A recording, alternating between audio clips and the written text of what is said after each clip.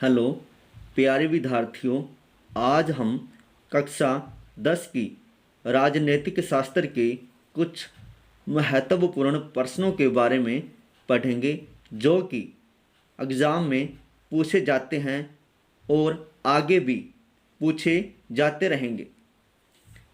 सामाजिक विभाजनों की राजनीति के परिणाम तय करने वाले 3 कारकों की चर्चा करें। सामाजिक विभाजन की राजनीति का परिणाम तय करने वाले 3 कारक निम्न हैं। सबसे पहले हम जानेंगे कि सामाजिक विभाजन क्या होता है। समाज का अलग अलग गुटों में बंट जाना ही सामाजिक विभाजन कहलाता है। सामाजिक विभाजन के 3 कारक हैं या कारण हैं। पहला, लोगों का अपना दृष्टिकोण। जब लोगों का अपना दृष्टिकोण आपस में नहीं मिलता, लोगों के विचार आपस में नहीं मिलते, तो लोगों के बीच जो आपसी मेल होता है और उनके विचारों में एकता न होने के कारण सामाजिक विभाजन होता है। दूसरा, राजनीतिक दल किस तरह किसी समुदाय की मांग को उठाते हैं। जब राजनीतिक दल सभी समुदायों को साथ न लेकर किसी एक समुदाय की मांग को उठाते हैं तो तब भी सामाजिक विभाजन होता है। तीसरा, सरकार का अपना दृष्टिकोण।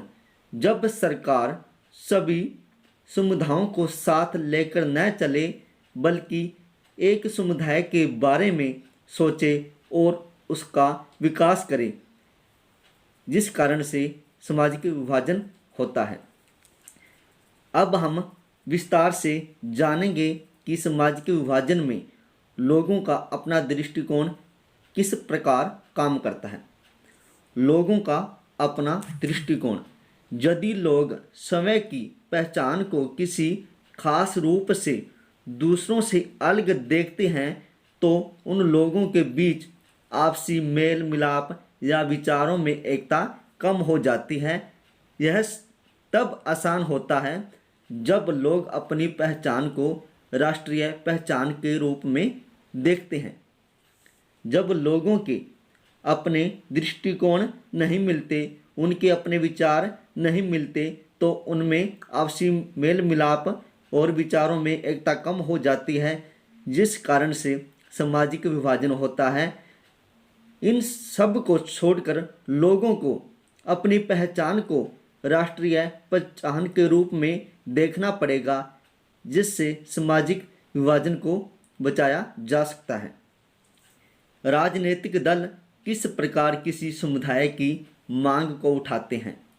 जब राजनीतिक दल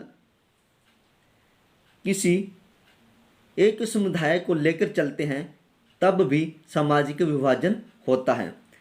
इसमें यदि राजनीतिक दल किसी विशेष समुदाय की मांग को उठाते हैं और दूसरे समुदाय की मांगों को दबाने का प्रयत्न करते हैं तो इससे सामाजिक विभाजन होता है।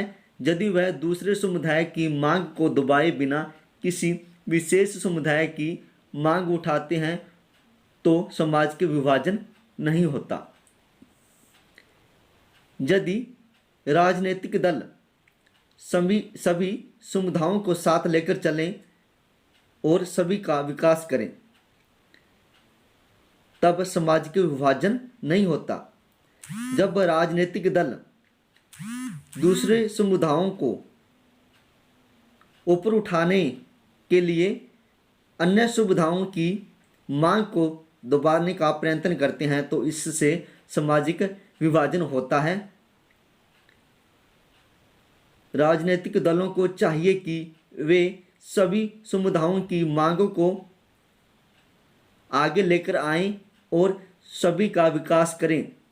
वे किसी भी विशेष समुदाय की मांग को आगे लेकर ना चलें और ना ही दूसरे समुदाय की मांग को दबाने का प्रयत्न करें, जिससे सामाजिक विभाजन को बचाया जा सकता है। सरकार का दृष्टिकोण। सरकार का दृष्टिकोण भी राजनीति के परिणामों को तय करता है। सरकार सभी को समान रूप से देखती है तो सामाजिक विभाजन को खतरा नहीं होता। यदि किसी विशेष समुदाय की मांग को उठाती है तो इससे सामाजिक विभाजन को खतरा होता है। यदि सरकार सभी समुदायों को एक समान रूप से देखती है और सभी का विकास करती है तो सामाजिक विभाजन को खतरा नहीं होता। यदि सरकार किसी विशेष समूह की मांग को उठाती है तो इससे सामाजिक विभाजन को खतरा उत्पन्न होता है और आने वाले समय में सामाजिक विभाजन होने के बहुत ज़्यादा कारण पैदा हो जाते हैं। इस कारण से सामाजिक विभाजन होता है। यदि इन दृष्टिकोणों में बदलाव आ जाए, सभी लोगों का अपना दृष्टिकोण एक जैसा हो और राजनीतिक दल भी सभी समुदायों की मांग को उठाएं और सरकार का दृष्टिकोण भी सभी के साथ एक जैसा हो तो सामाजिक विभाजन को खतरा नहीं होगा।